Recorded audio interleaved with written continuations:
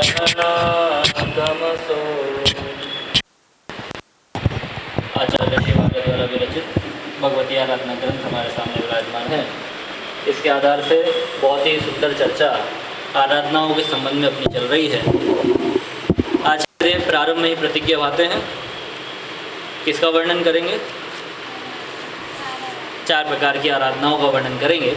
उन 4 प्रकार की आराधनाओं के नाम दर्शन, ज्ञान, चारित्र और तप, ये 4 प्रकार की आराधनाएं हैं।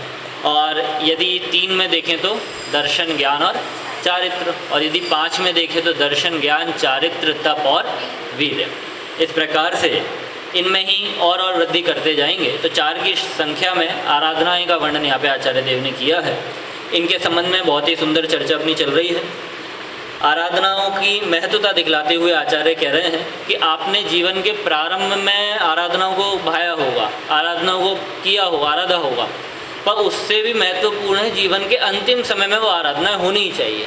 अब सामने कोई हमारे सामने आया और कहने लगा कि भैया जब अंतिम समय महत्वपूर्ण है तो हम एक काम करेंगे, केवल अंतिम समय में ही करेंगे, उसके पहले नहीं करेंगे, पूरे जीवन भर करने से क्या फ़ायदा है। तो आचार्य देव उसे समझा रहे हैं, ऐसा नहीं है कि यदि आपको अंतिम समय में आराधना करनी है तो आपको पूर्व का अभ्यास चाहिए। यदि पूर्व का अभ्यास होगा तो आप आखिरी में अच्छे से आराधना कर पाएंगे।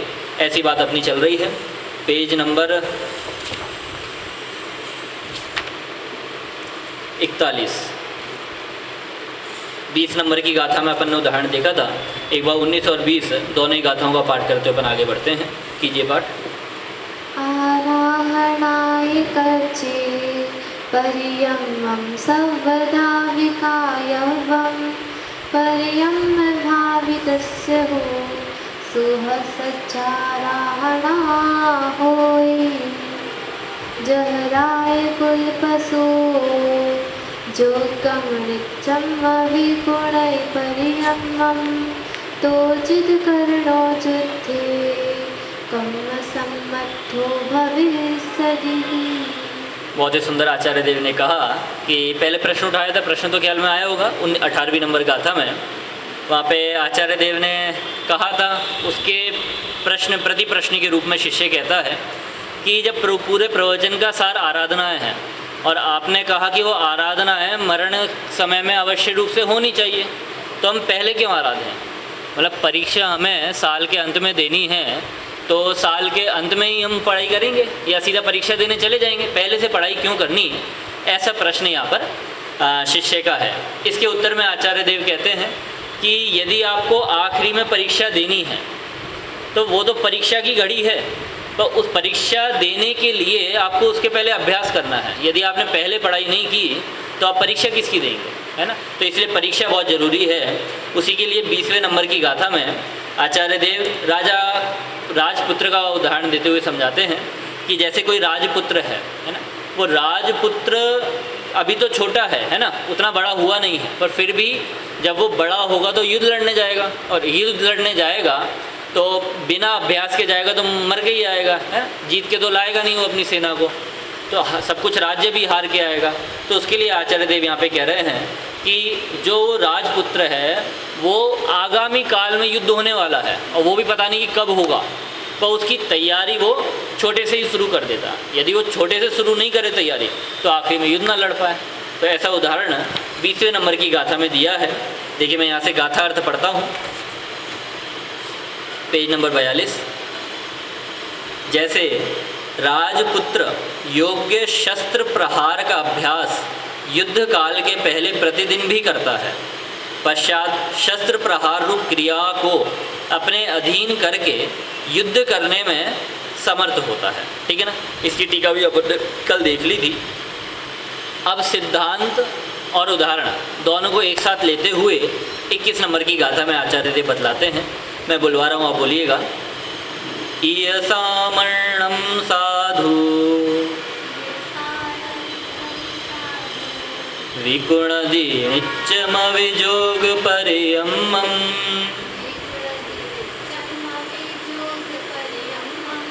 तोजिद कर्णो मरणे जान समर्थो भवेत् सहदे। बोलिए। येषामर्णं साधु विगुणदिणिचं वियोगपर्यम्मं तोजिदकर्णो मरणे जाणसम्मतो भविष्यति। देखिए बहुत ही सुंदर बात इसमें कह रहे हैं। इसका अर्थ मतलब आचार्य देव के लिए जो साधु मुनिराज हैं उनके संदर्भ में बात की गई है कि साधु मुनिराज हैं। तो साधु किसका नाम है कि जो केवल मरण के समय में होगा, केवल उसी का नाम साधु है, कि वो साधु शुरू से लेके आखिरी तक होते हैं। मतलब शुरू से लेके अर्थात जब उन्होंने दीक्षा ग्रहण की, दिगंबर वेश धारण किया, तभी से तो वो साधु है ना। तो साधु का कर्तव्य जब उन्होंने साधु अवस्था ग्रहण की, दिगंबर हुए, तब से प्रारंभ होगा कि मुनि अवस्था के अंत में जाके प्रारंभ होगा। मतलब जब उन्होंने मुनि दीक्षा धारण की तभी से वो दिगंबरत्व का पालन करेंगे ना। मतलब ऐसा तो नहीं है कि भैया आगे जाएंगे कुछ समय निकल जाएगा उसके बाद पालन करें। ऐसे मान लीजिए कोई दुकानदार है, उसने दुकानदार आज खोल ली, तो दुकान तो खोली, तब वो ऐसा है कि साल भर बाद उसमें ग्राहकों को आदान प्रदान करेगा, सामान लेन देन करेगा। भैया दुकान आज खोली है, भैया आज से तो करेगा, जो आएंगे आज से देगा लेगा। मतलब जो काम शुरू किया है उसको वो तभी से करेंगे। तो जैसे दुकानदार का काम क्या है, अच्छा माल लाना, रखना और उसको बेचना, नया लाना, नया रखना, नया बेचना, ये तो काम है दुकानदार का है। अब वैसे ही यहाँ पर बता रहे हैं कि आराधना है मुख्य रूप से किसको, मुनियों को। मुख्य रूप से बोल रहा हूँ कि भैया कभी अपन कहते हैं भैया अच्छा है मुनियों को है, हम बच गए, ऐसा नहीं है ना। मुख्य रूप से मुनियों को है, क्योंकि हम अगर श्रावक कहें अपने आप को तो जितने भी व्रत आदि के हैं वो तो मुनिराज की मुख्यता से हैं, है ना। तो उसका अंशतः पालन कर रहे हैं तो श्रावक अणुव्रत कह दिए। वैसे ये आराधना है मुख्य रूप से तो किसको है, मुनिराजों को है, पर हम श्रावक हैं, इसका मतलब हम करेंगे ही नहीं ऐसा नहीं, हम उसका अंश रूप पालन करेंगे, तो हमारे लिए वो आराधना हो गई। तो अपनी अपनी भूमिका के अनुसार आप समझना। देखिए गाथा का अर्थ यहाँ पर देखिए, बहुत अच्छी गाथा आ रही है। ईयसामर्णम साधु विगुणदि णिच्चम अपि जोग परियम्मम। थोड़ा बहुत तो समझ में आ गया होगा, है ना। पीछे से शुरुआत करता हूँ मैं। परियम्मम अर्थात परिकर्म, परिकर्म अर्थात आसपास के जो दूसरे काम है वो सारे काम। जोग मतलब योग, है ना। जाकर या कर देंगे योग हो जाएगा। अभी देखो पहले वाले जब अपन 20 नंबर की गाथा पढ़ रहे थे तो उसकी टीका में आचार्य देव ने वहाँ पे कर्म शब्द का अर्थ खोला था। कर्म के कितने अर्थ होते हैं, 3-4 होते हैं, है ना। कर्ता ने कर्म को करण से, तो वहाँ पे कर्ता ने कर्म को कर्म कारक हुआ, है ना। हाँ।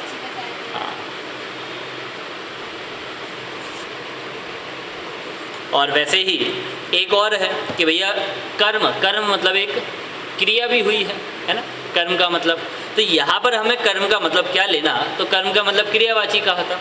वैसे ही योग के मतलब भी बहुत सारे होते हैं।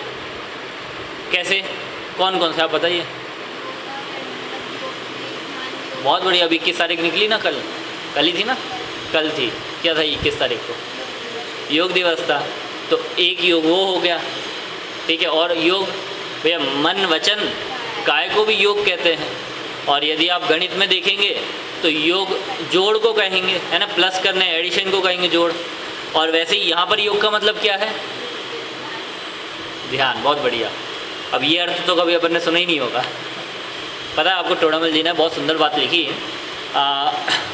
जब हम अभ्यास कर रहे हैं, मतलब टोडामल जी के सामने ऐसा शिष्य बैठ गया, वो कह रहा है कि आप लिख क्यों रहे हो, लिखो नहीं। भैया लिखने का काम क्या है, आप तो हमें बताओ, हम सुन रहे हैं ना, आप अलग से लिख क्यों रहे हो। वो भी ऐसी चीज़ लिख रहे हो जो काम की नहीं है या इतनी कठिन है। तो वहाँ पे फिर टोडामल जी कहते हैं, देखो हो सकता है आपका वो आसान है, आपको समझ में आ जाए, बाकी लोगों को समझ में ना आए। वहाँ पे वो 3 चीज़ें लिखते हैं। एक तो है भाषा का ज्ञान, है ना, कटान युग में, मतलब संस्कृत का ज्ञान। दूसरा है गणित का ज्ञान, और तीसरा है आमनाय का ज्ञान। मतलब हो सकता है किसी को संस्कृत आती हो, गणित नहीं आती हो तो वो नहीं पढ़ पाएगा। हो सकता है किसी को संस्कृत भी आती है और गणित भी आती है, ठीक है, पर आमनाय नहीं पता तो वो भी नहीं समझ पाएगा। आमनाय मतलब बहुत बढ़िया प्रश्न है। आमनाय का मतलब है परंपरा। स्वाध्याय के 5 भेद हैं, कौन कौन से? आमना है, बहुत बढ़िया है ना। वाचना, पृच्छना, अनुप्रेक्षा, आमनाय, धर्मोपदेश, 5 हैं ये, है ना। अब 5 में भी क्रम है, देखिए सबसे पहले आया वाचना, मतलब किसी भी चीज़ को हम प्रारंभ करेंगे तो प्रारंभ हम उसके वाचने से ही करेंगे, मतलब वाचेंगे ना, वाचना मतलब पढ़ना, रीडिंग करना। जब हम रीडिंग करेंगे तो हमें प्रश्न उत्पन्न होंगे कि भैया यहाँ पर ये शब्द लिखा है तो क्यों लिखा है, यहाँ पर ये जो लाइन आई है इस लाइन का मतलब क्या है, वो सारे प्रश्न भी खड़े होंगे। फिर उसके बाद है आमनाय, अनुप्रेक्षा। अनुप्रेक्षा का मतलब होता है चिंतन करना। चिंतन मतलब कि अभी तो हमें प्रश्न खड़ा हुआ, ठीक है, सीधा जाके उत्तर नहीं पूछेंगे, हम सोचेंगे कि भैया इसका उत्तर क्या हो सकता है, कि भैया इसका उत्तर ऐसे होगा कि ऐसे होगा। मतलब जैसे मैथ्स की क्वेरी होती है ना, कि उसमें बहुत सारे मतलब इस स्टेप से अगले वाले स्टेप पे कैसे आए, तो हम बहुत सारे फॉर्मूले लगा के देखते हैं, प्लस माइनस करते हैं, घटा जोड़ करते हैं, पता नहीं क्या क्या करके देखते हैं, और एक ना एक बार पहुँच ही जाते हैं। तो हमने पहले पढ़ा, फिर हमने उसमें देखा कि ये हमें नहीं आ रहा, फिर हमने छोड़ नहीं दिया, उसके बाद हम उसमें और लग गए कि हमने और चिंतन किया कि भैया क्या हो सकता है, क्या हो सकता है। वैसे ही यहाँ पर जिनवाणी पढ़ रहे हैं कि यहाँ पर बोला देह अलग है और आत्मा अलग है, देह भिन्न है, आत्मा भिन्न है, दोनों एक हो सकते नहीं, ऐसी लिखी है बात। तो अब हम इसके बारे में सोच रहे हैं, चिंतन कर रहे हैं, तो चिंतन का नाम होता है अनुप्रेक्षा। तो क्रम में आ गया। अब चलो हमने उसका हल निकाल लिया। अब हल निकालने के लिए उसके बाद हम भूल ना जाए, मतलब आपने देखा होगा जब अपन मैथ्स का एग्ज़ाम वगैरह देते हैं तो एक बार हल निकाल लेते हैं, पर जब एग्ज़ाम देते हैं ना तो एग्ज़ाम के पहले उसी क्वेश्चन को कितनी बार हल करते हैं, सॉल्व करते हैं, है ना। हमें लगता है ये तो हमने पढ़ रखा है, तो फिर भी हम बार बार सॉल्व करते हैं। क्यों? भैया भूल ना जाए, क्योंकि ऐसे ही है, क्योंकि नए नए क्वेश्चन आने हैं और पुराने वाला तरीका अपन भूल जाएं और नया वाला तरीका याद रहे तो पेपर मार्क्स कट जाएंगे। तो इसलिए सारे तरीके याद रहें, उसके लिए हम बार बार उसका अभ्यास बार बार दोहराते हैं, है ना। तो बार बार दोहराने का मतलब होता है आमना, है ना, मतलब उसका बार बार पाठ करना। जैसे आपने देखा होगा जो पुरानी माता बहन होती थी ना, तो उनको तत्वा सूत्र जी का पाठ अलग से याद नहीं किया उन्होंने, वो हर रोज़ मंदिर जी में आते थे, तत्वा सूत्र का पाठ करते थे और अपने आप याद है उनको। क्यों? भक्तांबर जी का भी ऐसे ही है, अपने आप याद है, याद किया नहीं उन्होंने अलग से। तो वैसे ही यहाँ पर कह रहे हैं कि आमना जो होता है ना, आमना मैंने आज बोला, मैंने ही कल बोला, मैंने ही अगले दिन बोला, तो मैं एक ही एक आ गया, पर एक दिन से दूसरे दिन, दूसरे दिन से तीसरे दिन, ऐसे काल आगे बढ़ रहा है ना। तो ऐसे ही गुरु परंपरा भी होती है ना, कि मान लो कि मेरे गुरु जो थे उनसे, मतलब उनके भी गुरु थे, उनके गुरु से हमारे गुरु तक आई, दादा के पास आई, दादा से शांति जी के पास आई, शांति जी से हमारे तक आई, हमारे से और आगे बढ़ रही है। तो ये क्या, वही बात एक एक के थ्रू आके आगे आगे बढ़ रही है, तो इसे कहते हैं आमना है। जब हमें वो दिमाग में बैठ जाए, क्योंकि हमारे तक आ गई ना और हमने उसको पूरा एब्जॉर्व कर लिया, धारण कर लिया, अब उसके बाद हम अधिकारी हैं किसी वस्तु को कहने के, है ना, धर्मोपदेश, अब हम उसके अधिकारी हुए हैं। तो ये तो 5 स्वाध्याय के अंग हैं। अपनी बात तो आई थी कि तोड़ामल जी ने उनमें ये आमनाय शब्द लिखा कि भैया आमनाय का ज्ञान होना बहुत ज़रूरी है। तो वैसे ही मैं यहाँ पे कह रहा हूँ जोग शब्द आया, तो जोग के यदि हम किसी शारीरिक चिकित्सक के पास जाएं तो वो योग का अर्थ योगा करेगा, आ जाओ भैया हाथ ऐसे हिलाओ, पैर ऐसे हिलाओ, ऐसे करवाएगा है। और किसी के पास चले गए, वैद्य जी के पास चले गए, तो वो बोलेंगे भैया मन वचन का है ना, उनको सावधान रखना है। किसी चरणानुयोग वाले के पास चले गए, वो कहेंगे भाई योग में हमको तीनों चीज़ सावधान रखनी है। अब हम द्रव्यनुयोग वालों के पास गए तो उन्होंने कहा कि भैया योग में, योग का मतलब क्या, यहाँ पर ध्यान आपको लेना है ना। तो वैसा अर्थ है योग का मतलब ध्यान। तो ध्यान का परिक्रम, ध्यान का परिक्रम मतलब ध्यान का अभ्यास। मतलब मैं आपसे कहूँ, आप स्मारक में पहले दिन आए, पहले दिन ही आपने प्रवेश किया और प्रवेश करते साथ मैं कहूँ आप यहाँ पे बैठ जाइए और 1 घंटे ध्यान कीजिए। और ध्यान भी कैसा, आलती पालती में लगा के बैठ जाइए, पीठ एकदम सीधी और ज़रा से कंधे हिलने नहीं चाहिए, सिर हिलना नहीं चाहिए और विचार भी नहीं भटकने चाहिए। कर पाओगे भैया? आप तो चिंतन की बात तो दूर, हम तो शरीर से ही नहीं बैठ पाएंगे, है? चिंतन तो बहुत दूर की बात हो गई। अब शरीर से भी बैठना है तो धीरे धीरे अभ्यास करना पड़ेगा, है? मतलब पहले हम 1 मिनट बैठे, फिर 1.5 मिनट बैठे, 2 मिनट बैठे, तो धीरे धीरे तो ऐसे अभ्यास बढ़ेगा है। वैसे ही है, जैसे आपने कभी एथलेटिक्स वगैरह को देखा होगा ना, तो दौड़ते हैं वो, तो दौड़ते हैं तो उनका एक नियम होता है, पता है आपको क्या नियम है? नहीं, कोई भी एथलेटिक्स दौड़ने वाला होता है ना, वो जब स्टार्ट करता है तो स्टार्ट में एकदम तेज़ी से नहीं भागता। अगर वो स्टार्टिंग में एकदम तेज़ी से भागेगा ना, तो आखिरी में दौड़ पूरी नहीं कर पाएगा और गारंटीड नहीं जीत पाएगा। तो ये पहले जब शुरू करते हैं तो एक मीडियम या थोड़ी सी हाई में वैसे स्पीड में स्टार्ट करते हैं, मतलब एकदम पीछे भी ना रहें, मीडियम में रहें, तो आराम आराम से भागते भागते धीरे धीरे धीरे धीरे स्पीड बढ़ाते हैं और आखिरी में जीत जाते हैं। आपने कई बार देखा होगा ऐसे में, कोई एकदम पीछे होता है और जैसे ही आगे लाइन आती है वैसे पीछे से एकदम से आगे आता है, जीत जाता है। तो वैसे ही है कि भैया अभ्यास, अब उन्होंने पहले जितना चाहे अभ्यास किया हो पर फील्ड में सही काम नहीं किया है ना, फील्ड में उन्होंने पूरा एकदम झोंक दिया तो वैसा भी काम नहीं चलेगा। मतलब उसका जो परिक्रम है, परिक्रम अर्थात आसपास की परिस्थितियाँ, आसपास की रीति नीति वो पता होनी चाहिए। तो वैसे ही यहाँ पर बात है, हमें ध्यान करना है ना, तो ध्यान करना है या मुनिराज का जो गुण है वो गुण का पालन करना है। तो गुण आएगा कहाँ से? सीधा तो टपक नहीं पड़ेगा कि भैया हम मंदिर में बैठेगा और मंत्र फूकने लगे ओम ह्रीम भट स्वाहा, वो अपने आप पास आ गई है। मतलब हमें अपने पुरुषार्थ से कमानी पड़ेगी ना वो चीज़। तो ऐसी बात यहाँ पर है। देखो आगे, ऋणिच्चमवि, ऋणिच्चमवि मतलब नित्य ही, नित्य ही योग परिक्रमम, योग का परिक्रम अर्थात योग का अभ्यास कुणदि करना चाहिए। किसको करना चाहिए? तो आगे लिख रहे हैं साधुवी, साधुओं को उस योग का अभ्यास निरंतर ही करना चाहिए। साधु कैसे हैं? तो साधु की एक विशेषता बताई, सामर्णम, बहुत बड़ी विशेषता है ये। सामर्णम की, सामर्णम का मतलब होता है समता।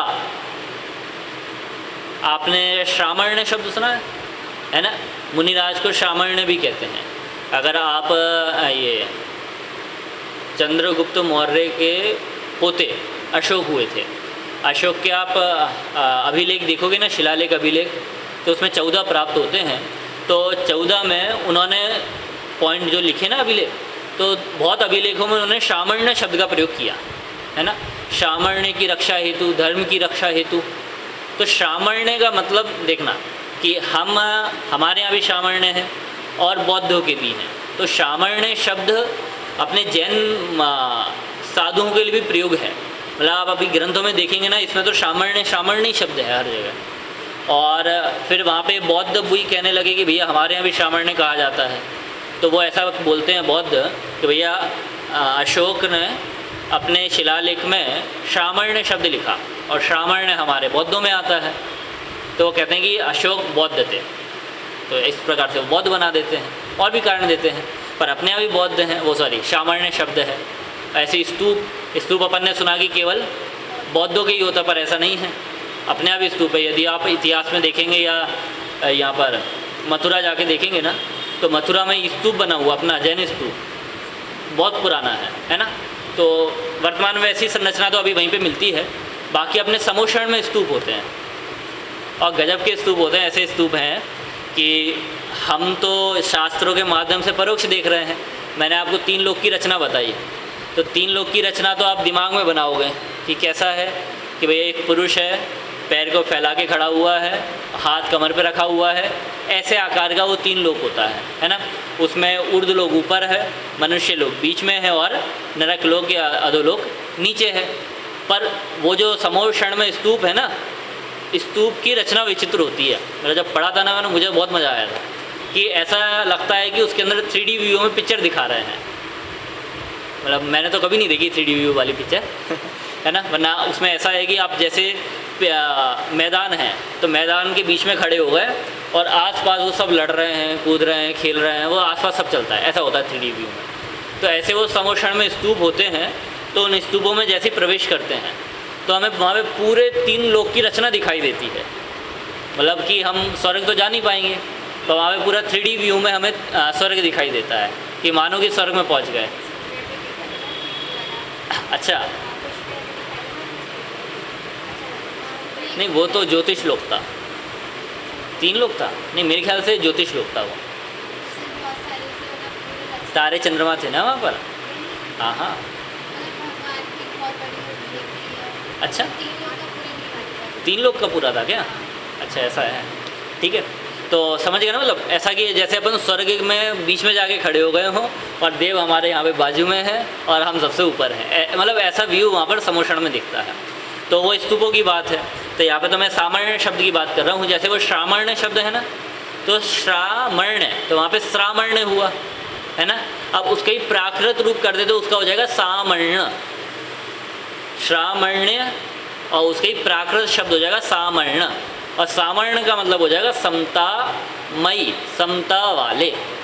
अब ये समता गुण बहुत ज़रूरी है, मतलब आप सोच नहीं सकते कितना बढ़िया गुण है ये समता। अगर मुनिराज के जीवन में ये समता गुण नहीं होना तो जीवन ही बेकार है। और मैं तो कह रहा हूँ कि मुनिराजों के जीवन में क्या, अपने जीवन में होना चाहिए। समता षोडशी वाली ये पंक्ति है ना, 2 पंक्ति, क्या पंक्ति है? समता रस का पान करो, अनुभव रस का पान करो, शांत रहो शांत रहो, सहज सदा ही शांत रहो। आगे पूरा आप पढ़ो तो बहुत मज़ेदार है। मतलब इसमें क्या प्रेरणा दी है हमें? यही प्रेरणा तो दी है कि हमेशा हमें कैसा रहना है, समता में रहना है, शांत रहना और उसका ही अनुभव करना है। मतलब आप मानो कि जैसे अभी अपन यहाँ पे बैठे हैं ना, आपको पता है हम समता गुण का पालन कर रहे हैं? नहीं पता?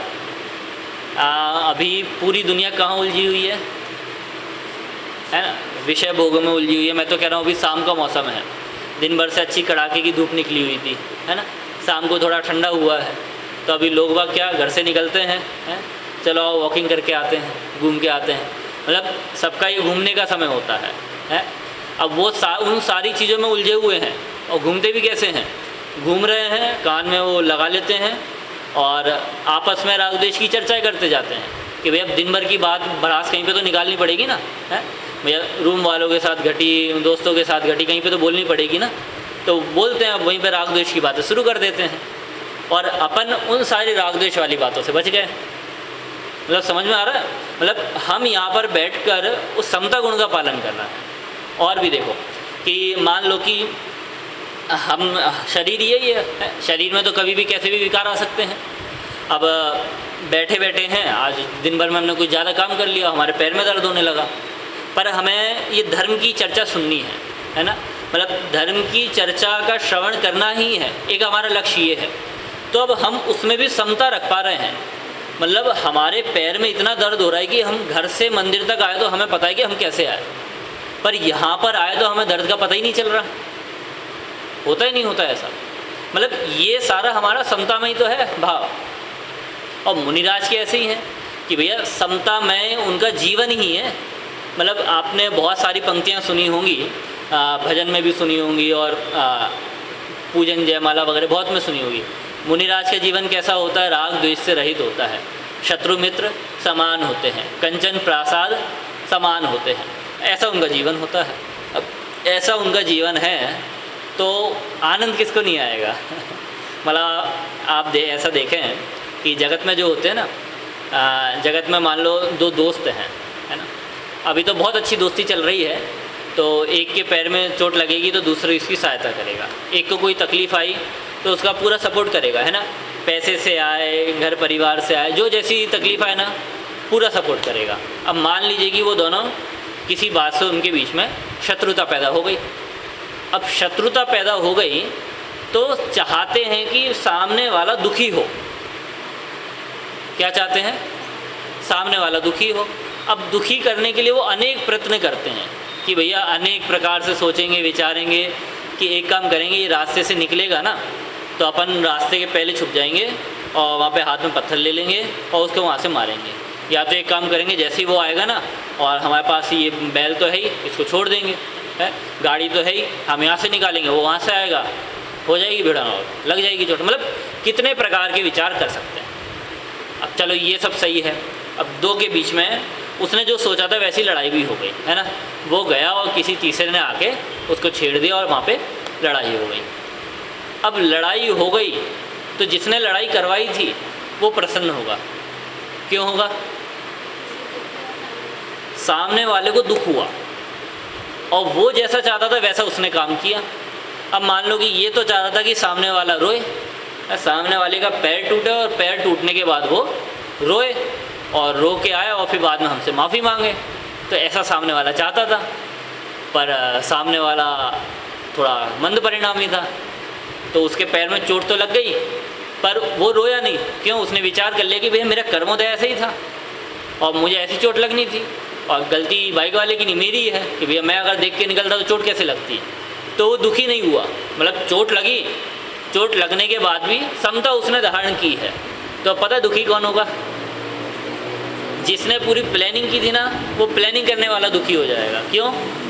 भैया सामने वाला रोया नहीं है, मतलब मैंने तो पूरी कसर निकाल ली थी भैया कुछ भी हो जाए इसको तो परेशान करके रहना है, वो परेशान नहीं हुआ तो वो दुखी हो गया है।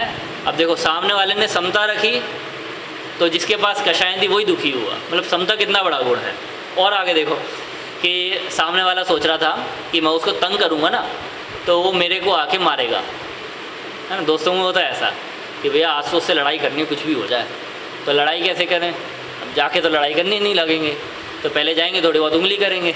अब उंगली करेंगे सामने वाला चिढ़ेगा, अब चिढ़ेगा तो वो सामने से मारेगा तो मैं मारूंगा, मतलब मुझे कहने के लिए तो होना चाहिए भैया पहले हाथ इसने लगाया है। तो अब सामने वाले को उंगली की। अब ऐसा काम किया हमने कि सामने वाला हमसे आके लड़ेगा ही लड़ेगा और हम पूरी प्लानिंग में थे, हमने बाजू वगैरह ऊपर कर ली, वो आएगा तो अच्छे दो हाथ करेंगे अपन। बहुत दिन भर से सोच रहा था, प्लानिंग तो कर ही रहा था, अब वहाँ पे उसने परेशान भी कर लिया, वो परेशान भी हो गया। अब वो आ रहा, अब इसने सोचा कि अभी आके लड़ाई करेगा, कर ली बाजू ऊपर, पर वो आया तो उसने तो आराम से हाथ जोड़ के जय जितेंद्र कर लिया और भैया कैसे हो तो सामने वाला तो उसके होश उठ पुट हुआ है, कह रहा भैया मैं तो सोच रहा था कि लड़ेगा आके। मतलब और क्यों दुखी हुआ कि भैया लड़ने को नहीं मिला, वही उल्टा दुखी हुआ। सामने वाले को जिसको परेशान कर रहा था वो तो दुखी हुआ ही नहीं है, वो तो आके कह रहा भैया आपका बहुत बहुत धन्यवाद, मैं वैसे ही उठने की सोच रहा था, मुझे कोई उठाने वाला नहीं मिल रहा था, आपने अच्छा रहा उठा दिया। मतलब यदि हमारे पास राग द्वेष बढ़ाने के लिए कोई साधन नहीं रहेंगे, हम राग द्वेष नहीं बढ़ाएंगे, समता में परिणाम रखेंगे, तो हमें तो कोई तकलीफ़ आएगी नहीं। जो हमें तकलीफ़ देना चाहते हैं उल्टा वही तकलीफ़ से मारे जाएंगे। मतलब इतना बड़ा गुण है, इसलिए वो महावीर क्या दादा ने पूजन में लिखा ना महावीर भगवान की, नहीं पंक्ति याद नहीं आ रही है कि बिना तलवार उठाए भी उन्होंने सारे संसार को जीत लिया। जयमाला की शुरू की 2 पंक्ति हैं, उससे भी पहले है।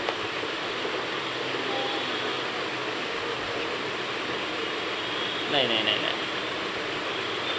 चलिए आ जाइए ख्याल में। अभी 80 शब्द का प्रयोग है उसमें, है ना। हाँ क्या 80 प्रहार ऐसा कुछ है ना। मतलब फिर भी वो महावीर कहलाए, मतलब एक भी उन्होंने वार नहीं किया फिर भी वो महावीर कहलाए। तो किसका बल है? वो समता का बल है ना। तो यहाँ पर तो किसकी समता गई? यहाँ पर तो साधु की समता गई है। देखो साधु के अंदर समता ऐसा मानो कि जैसे गुड़ के अंदर मिठास होती है ना, वैसे साधु के अंदर समता है, स्वभाव ही ऐसा है। अब हमने शक्कर खाई और मीठी नहीं निकली तो हम कहेंगे ये शक्कर है क्या? तो वैसे ही समझना साधु के साथ भी है कि भैया साधु का गुण क्या है? समता। यदि समता है तो साधु हैं, यदि साधु हैं तो समता है। अगर एक भी चीज़ कम है तो फिर वो पूरी नहीं कहलाएगी। तो साधु का गुण कैसे है? साधु के तो पग पग पर समता चाहिए। मतलब आप मान के चलो हमारे पास तो कितने साधन हैं, हमारे पास तो वस्त्र हैं, आसपास के संयोग हैं, है ना, घर के मित्रजन हैं, परिजन हैं, सामने दोस्त वगैरह हैं, सब हैं। तो हमें कोई आकुलता तकलीफ़ आई तो हम तो भैया आपके पास चलेगा, थोड़ी मदद कर देना है कि भैया हमें प्रवचन करना है तो अब साधन चाहिए, तो साधन के लिए क्या करें? तो हमने राजन जी को बुला लिया है। अब हमें सुनाना है तो कौन चाहिए? भैया आप दोनों आ जाओ, आप दोनों बैठ गए यहाँ पे। तो मतलब हमें कुछ सुनाना है ना तो कुछ साधन चाहिए। अब मुनिराज के पास तो कोई साधन नहीं है, मतलब केवल आप ये मान के चलो ये शरीर है, जो उनके साथ चल रहा है, और शरीर भी गर्मी है तो गर्मी में बैठे हुए हैं। मतलब यदि मुनिराज के पास समता गुण ना हो तो ऐसी भरी दोपहरी में तो उनका मतलब उपयोग स्थिर ना रहे। मतलब अपनी भाषा में कहें तो इंसान पागल हो जाए यदि समता ना हो। पर उनके पास क्या है? समता है, भेद विज्ञान है, आगम का आलोड़न किया है, तब तो इतनी भरी दोपहरी में इतनी गर्मी में अपनी तपस्या कर पाते हैं। मतलब ज़रूरी नहीं है कि वो पहाड़ के ऊपर पर्वत की शिखा पर धूप की तपती धूप में बैठे हैं, ज़रूरी नहीं है। हो सकता है वो जंगल में बैठे हों, हो सकता है किसी शिला के ऊपर बैठे हों, हो सकता है किसी वसतिका में बैठे हों, पर ऐसे कृत्रिम साधनों को तो प्रयोग नहीं करेंगे ना हिंसक। तो उनको जो नेचुरली उस वातावरण है, वातावरण का ताप तो लगेगा ही लगेगा।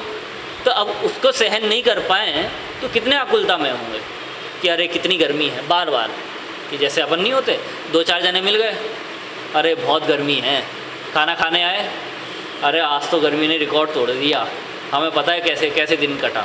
बोलते नहीं बोलते हैं, अरे यार एक आहार का मतलब एक और भी नहीं खा पा रहे हम, हैं, पानी पानी दे दो कोई। मतलब कितने संकल्प विकल्प चलते हैं जब कोई मिले, अरे भयंकर है। अब बताओ मुनिराज के साथ ऐसा होगा तो कितनी आकुलता होगी, सोच सकते हैं आप, अगर समता में गुण नहीं होगा तो। मतलब उनके पास समता है कि भैया एक तो शरीर प्राकृतिक है, आप ये नॉर्मल चीज़ है। मतलब ऐसा नहीं समझना मुनिराज कोई दूसरी दुनिया से आए हैं, अपनी दुनिया की हैं, और ये साधारण चीज़ हैं कि हमारे पास जैसे ये शरीर है ना, तो शरीर के ऊपर यदि डायरेक्ट हवा लगती है, चाहे वो गर्म हो या ठंडा हो, तो शरीर को ऐसी आपत्ति मतलब कोई प्रतिकूलता नहीं आती।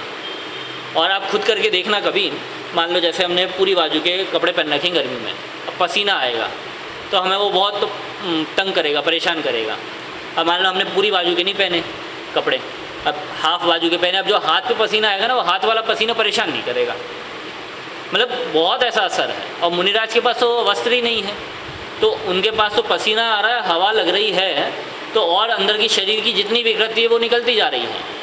और वैसे उनको अभ्यास हो गया है, तो अभ्यास होने के कारण उसमें उनको आकुलता नहीं होगी। तो ये भी कहाँ से हुआ? जब अभ्यास हुआ। मतलब ऐसा नहीं होता कि कोई एक दिन में आए और भरी धूप में बैठ जाए और धूप में बैठ के वो एकदम नॉर्मल उसमें वातावरण में सेट हो जाए, ऐसा नहीं होता। मतलब उसके लिए भी अभ्यास लगता है कि भैया गर्मी में आए, गर्मी में बैठेंगे, धीरे धीरे अभ्यास होगा, तब जाके वो वैसी गर्मी में अपना ध्यान लगा पाएंगे। वरना उनके भी वो ध्यान लगाने बैठे, कभी एक बूंद यहाँ से गिरी, कभी पसीना यहाँ से आ रहा है बहुत आकुल व्याकुल होंगे। तो समता में गुण चाहिए। और देखें भैया, वो हो गया ठीक। अब भोजन के लिए, आहार के लिए जाना है, आहार के लिए चले गए। अब आहार बहुत अच्छे से मिल जाता, पर एक सामने शत्रु था, तो शत्रु ने जानबूझ के अंतराल डाल दिया बीच में, तो अब नहीं मिल पाया। यदि समतामय गुण नहीं होगा तो उसी बात को सोच सोच के दुखी होते रहेंगे और पूरा दिन भर, क्योंकि देखो भोजन किया नहीं है तो पेट तो आहार संज्ञा है, वो तो आहार मांगेगा ही मांगेगा, तो भूख तो लगेगी, क्षुधा तो लगेगी। तो जब वो क्षुधा लगेगी तब तक उस शत्रु का ध्यान आएगा कि भैया मैं तो आहार करने जा रहा था, वो शत्रु बीच में मिल गया, उसने मुझे आहार नहीं करने दिया। ऐसा भी होता है क्या? मतलब पूरे दिन भर पता नहीं कितने संक्लेश चलेंगे। पर यदि समता में होगा, ठीक है, उसकी ऐसी होनार थी, उसकी भवितव्यता ऐसी है, उसकी ऐसी गति होने वाली है, और मैं उसकी क्या गलती है? वो तो नौकर्म है। जैसे मैंने कर्म बांधे, ये तो उसका पुतला है, ये अपने अनुसार कुछ नहीं करता। ये तो जैसे मैंने कर्म बांधे हैं वैसे ही सब कुछ करता है। अब ऐसे ही संसार में है। संसार में आप देखना कभी अपन किसी के पीछे पीछे घूमेंगे ना, तो वो हमें और अपने पीछे पीछे घुमाएगा। मतलब हम ये जैसे कि ना, हम किसी के चाटुकारिता करें तो वो और हमसे अपने पीछे पीछे घुमाएगा, और हमें काम देगा, भैया तो ऐसा करो ऐसा करो ऐसा करो। और किसी को कोई परवाह नहीं है ना, एकदम स्वतंत्र है, स्वाधीन है, पराधीनता है ही नहीं, परतंत्र है ही नहीं, तो भैया हम आपके अधीन नहीं चलने वाले। तो सामने वाला भी उसको कुछ कह नहीं सकता। और यदि वो समझ गया भैया ये पराधीन है, परतंत्र है, तो सामने वाला उसको अपने अधीन कर लेता है। तो मुनिराज के पास समतामय गुण इसलिए है क्योंकि वो स्वाधीन है, और अपने पास समतामय गुण पूर्ण रूप से इसलिए नहीं है क्योंकि हम स्वाधीन नहीं हैं।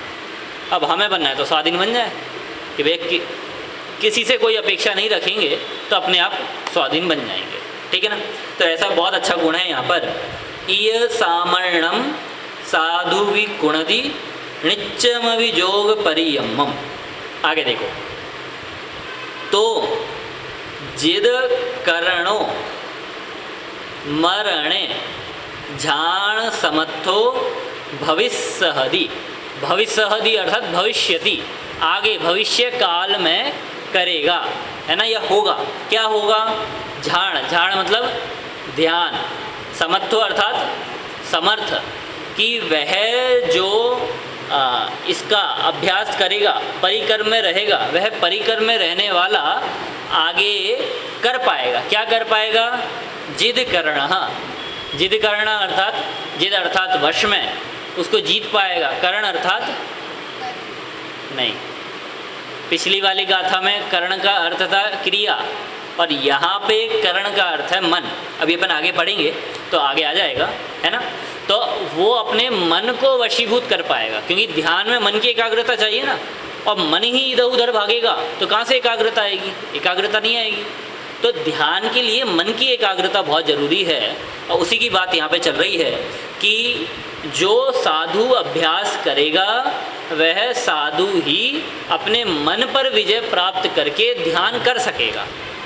अब ये बात चाहे आप भगवती आराधना की कह लो, चाहे जैनों की कह लो, चाहे साधारण मनुष्य की कह लो, सबकी ये बात है। मतलब हमारी और आपकी बात नहीं है, सभी जीवों की है। मतलब यदि कोई सा भी जीव आ जाए, उसको ध्यान करना है, मेडिटेशन करना है, तो उसका अभ्यास तो चाहिए ही चाहिए। और इसकी तो अलग से क्लासेस लगती हैं, और क्लासेस में अभ्यास ही कराया जाता है और कुछ नहीं है। तो सीधी सी बात यह है कि भैया आप जितना अभ्यास करोगे उतने निष्णात होगे, और जितना निष्णात होना है उतना आप अभ्यास करो तो उतना आनंद रहेगा। ठीक है, देखिए गाथा का अर्थ पढ़ता हूँ।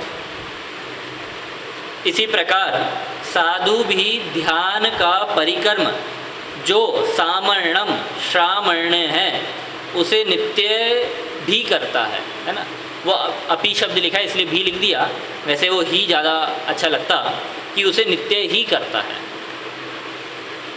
कि इसके पश्चात मन को वश में, आगे ना मन को, है ना, मन को वश में करके मैं मरते समय ध्यान में समर्थ होऊंगा। पढ़िए गाथा पढ़िए।